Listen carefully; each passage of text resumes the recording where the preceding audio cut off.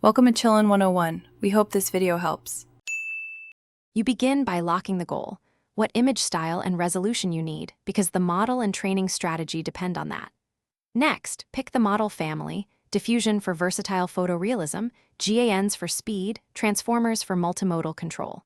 Then assemble your dataset: 500 to 5, 000 good images with consistent aspect ratios and accurate labels. Once done, normalize file formats, remove duplicates, and split 80/10/10 for train/validation/test. This immediately sets you up for training without wasted steps. Now you configure the pipeline. Choose batch size based on GPU memory and set a learning rate in the 1E4 to 1E5 range.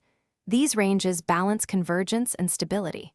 Apply controlled augmentations, rotation, color jitter, and random crops so the model generalizes while preserving label integrity.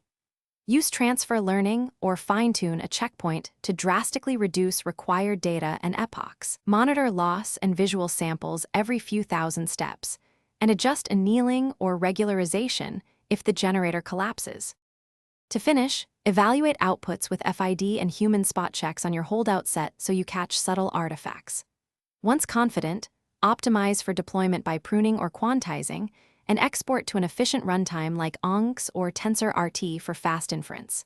If you see mode collapse or repeated artifacts, reduce learning rate, increase augmentation diversity, or reintroduce more varied data.